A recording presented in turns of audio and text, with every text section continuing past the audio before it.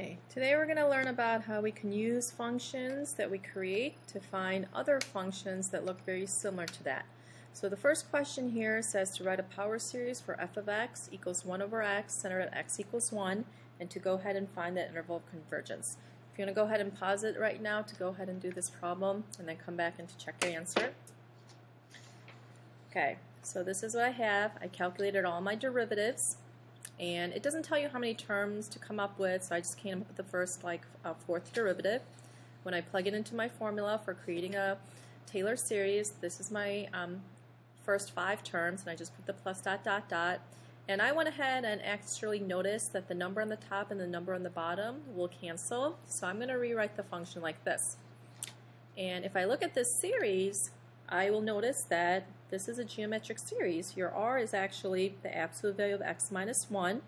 So I know that this only converges, that r is actually negative 1 to the n times x minus 1 because it is alternating signs.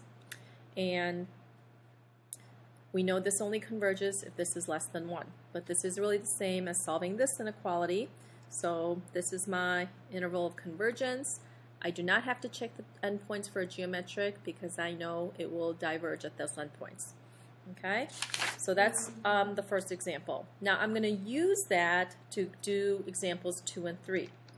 So example 2 says write a power series for natural log of x centered at x equals 1 using the example that I created above. So I am not going to do this problem by creating all the derivatives. Okay, in part A, what it asked us to do was come up with a function for 1 over x. The connection that you should see is, oh, if I integrate 1 over x, that is natural log of x plus c.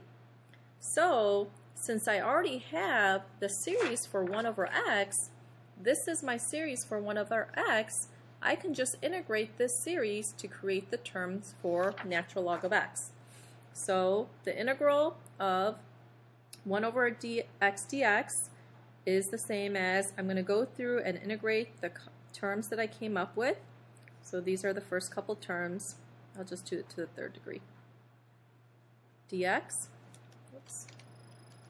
And then if I integrate those terms, the integral of 1 over x, really I have an equation, is natural log of x. Integral of 1 is x minus 1 squared over 2 plus x minus 1 cubed over 3.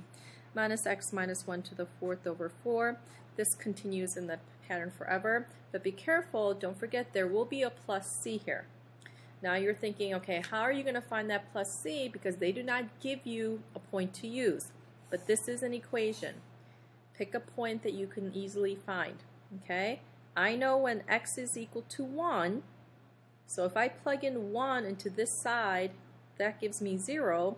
If I plug in 1 into this side, everything becomes 0 except the first term. So I end up with the 1 here, and then the plus c is still left over. So c is really negative 1.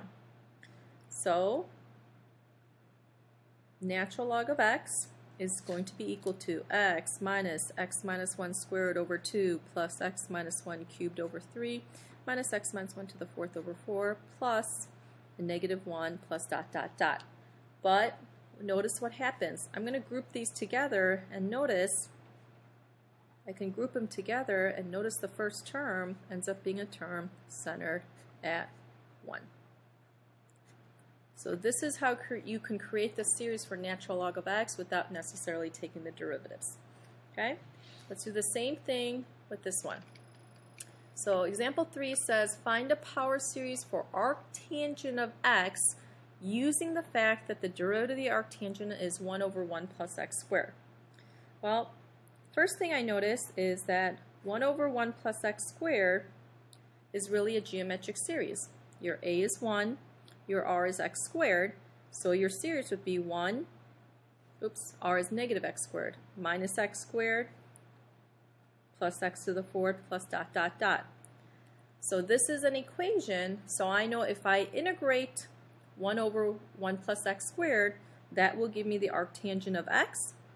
So in order to create the first couple terms for arctangent of x, I can integrate the series that I came up with above. So the integral of 1 is x minus x cubed over 3 plus x to the 5th over 5. So the pattern continues. Remember, again, there is a plus c. Again, to find that plus c, you will have to find a point easy to use. I can find the arctangent of x equals 0 pretty easily. If I plug in 0 here, this becomes 0. If I plug in 0 on this side, everything becomes 0 except the c. But that means that c is really 0. So the arctangent of x is x minus x cubed over 3 plus x to the 5th over 5 plus dot dot dot. So this is the way to create the series using something you've created before without taking the derivatives.